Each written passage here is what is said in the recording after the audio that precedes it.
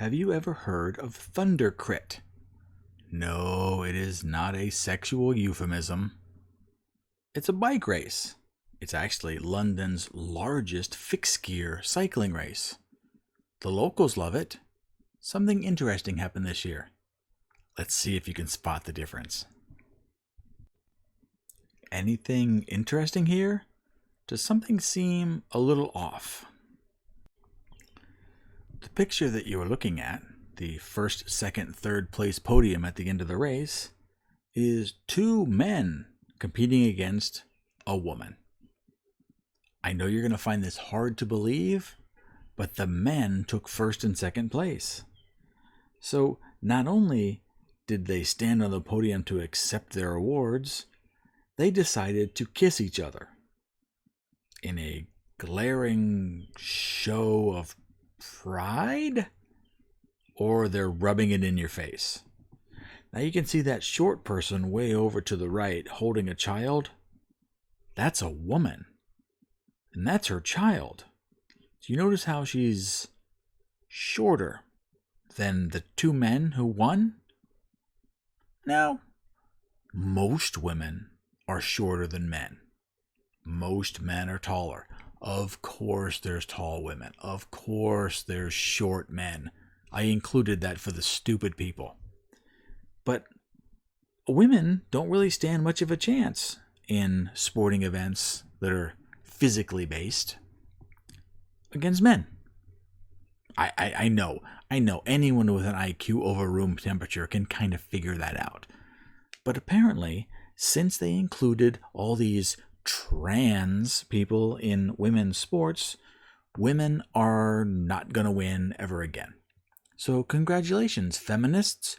You have completely ruined women's sports.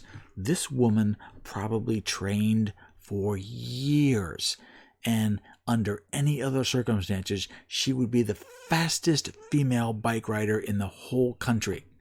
But now, no, she gets third. She gets third place. So Emily Bridges and Lily Chant, two biological men who identify as transgender, won the first and second place slots at London's Thundercrit cycling event on Thursday.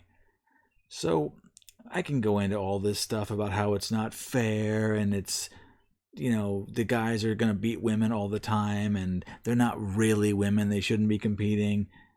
Listen, you guys know all this already. You know all this already. When men compete against women, there's an overwhelming chance they're going to win. The bone density is different. The muscle strength is different. Everything is different. They're men. Sorry. Men are better at sports than women. Almost all of the time. There was an article a couple of years ago about Venus and Serena Williams. Fantastic tennis players. I don't think anyone would argue that when they were in their prime, they were the best female tennis players. Great. So I don't know the exact details of it, but basically there was a guy ranked 150th or something for male players. He was like a good college player, and he played against one of the Williams sisters.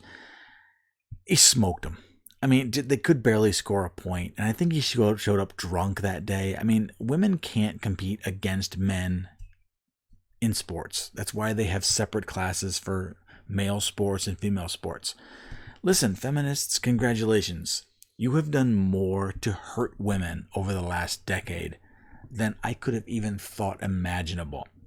So, this trans flag Pride Month nonsense, all the feminists that wanted it, congratulations. You have ruined all hopes for women to win sports. I hope you're happy with yourself. Women should be mad. Men, we saw this coming. We saw this coming a long time ago. We tried to warn you. Women, we want everyone to be equal. Oh, now you lose all the time. How's that for equal? So everything's kind of gotten a little out of control. As paradoxical as it sounds, if you want to help women end feminism, trust me, it'll work. They were much happier before this nonsense started. And we can treat them like women again. Women are great. They deserve to be treated like women. When you treat men like women, everyone is miserable. Especially women. Weird, huh? Now, go do the subscribe thing on your way out. See you tomorrow.